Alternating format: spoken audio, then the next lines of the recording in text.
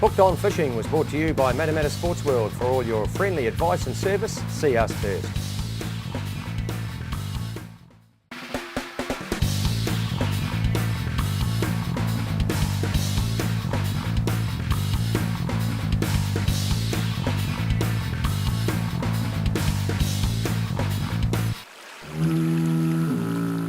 Hi, Chris Bungard, helping you plan your weekend's fishing. Well, a little bit of breeze forecasted for the weekend. They're talking a nor'easterly over the next day or two, getting up to about 30 knots offshore and coming around to the southwest, and then it's going to come right back round to the westerly again. In fact, they're talking on the Bay of Plenty a southwesterly up to 30 knots on Sunday, so just watch out for that. Let's back up a little bit though and have a look at the local trout fishing scene around the district, and there's some really nice fish coming in at the moment. Now, the idea that this time of the year, the autumn, and we're just, not winter yet, but we're getting to that autumn mode where the trout are starting now to head into these smaller streams around the place. And you'd be surprised, there's streams around this district here running out of the kaimais and areas like that, that you can literally step across that you're likely to catch trout up to 5 pound in them. And I know that because I had a couple of young guys in earlier this week on Monday, and they'd caught a 5 pounder in the Rappa stream. So there is some nice fish around. Don't let the size of these streams deter you, because as I said, this time of the year, particularly the brownies are moving in now, and they love these smaller streams. They're heading up there to look and spawn and make for some great sport fishing. In the evening, the little dry flies are working well, but during the day, really the most effective way is the little weighted nymphs. Give that a go. Over on Arapuni, talking to some guys out there, they've got some nice fish below the Waipapa Dam the other day. They were trolling downstream using black tobies, and they picked up a fish just under 8 pounds. So there's some good ones over in our local lakes and rivers just around the district here. In the Rotorua region, talking to my guru down there, Glenn Skinner, now he tells me that they've just had a Clubs New Zealand competition down there. Lake Okataina really did the damage. That was where the best fish came from, and they were catching them early morning, harling. And in fact, the guys who were in the running for quite a while caught their fish from a kayak. So we've mentioned on the show before that this kayak fishing is a very good way of trout fishing. The action of the paddling actually moves the lure along in a jerking motion like that, and simulates a fish, if you like, swimming along, and the trout seem to go for it. So Okataina, that's fishing really well.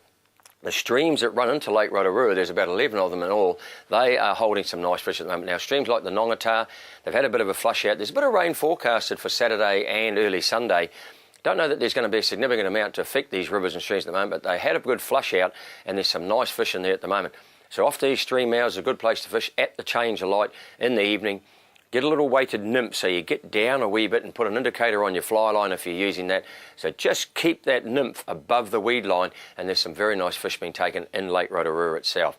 Further south to Taupo, talking to my man down there, Ken Duncan, tells me that the same sort of story. Off the river mouths, the fishing is very good. The early morning harling off the river mouths is great from the boats and the kayaks. And up in the river during the daytime, the weighted nymphs once again seem to be doing the trick. Now, to the sea, well, the west coast, as you can imagine, has been a wee bit grizzly. That at the moment, it's fishable, but they're talking Saturday, late Saturday, Sunday, coming around to the southwest again, and some pretty significant swells coming in there, so it might not be fishable. If you get a chance to get out the west coast, so Southwest Reef is a hot spot at this time of the year, and that'll fish right through May, and also about the 28-30 metre mark down off Albatross Point. Now, south of Albatross Point is what they call the Toharoa Buoy, basically where they load the sand and that out there.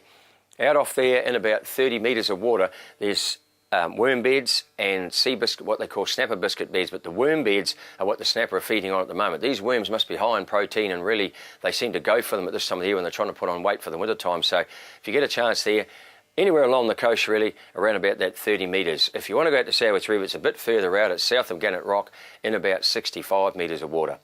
Up in the Coromandel, what can you say? It's really number one at the moment. The guys are telling me that it's taken them longer to travel there than it is to actually catch their limit. And there's some beautiful fish coming out of there. 14, 15 pounders is quite regular now, and that double figure fish is not an uncommon thing. A few years back, you know, it was a sort of, wow, I got a 12 pounder at the Coromandel, but now it's just, oh yeah, got a 12 pounder, so it's, you know, it's becoming a little bit blasé.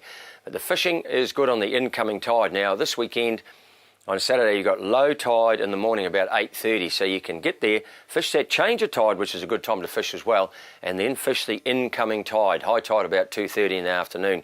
So that incoming, you got the opportunity to fish that all day. Get out amongst the farms, get a bit of burley going. If there's a harvesting barge, cast some soft baits into them. They are working good at the moment. I'm talking to Daryl, who runs the barges up there. He said the old soft baits, just with a very small jig head on them, so that they sink very slowly, and chuck that into the burley trail.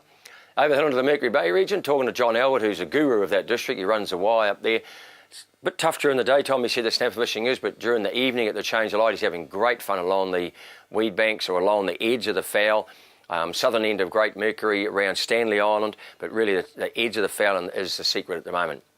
Out in the Bay of Plenty, it's been a wee bit tough. There's been some good fishing in close. Talking to guys that are fishing Bowentown entrance and Tauranga entrance, they've been getting some nice snapper there. And along in front of Matakana, had a couple of people call in yesterday, and they got their limit.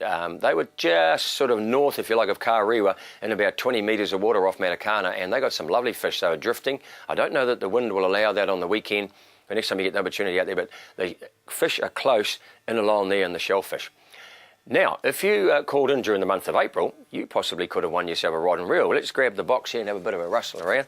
If you'd like to get in the draw for a for a reel from Kilwell, and it's of course in Tinai Road there in Rotorua, and it's a fantastic little bait runner reel, you can give us a call on 0508 647462. Now, the winner for the month of April is Andrew Stevenson. Now, Andrew's from Hamilton.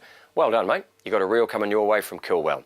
This has been Chris Bungard helping you plan your weekend's fishing. Hooked on Fishing was brought to you by Matamata Sports World. For all your friendly advice and service, see us first.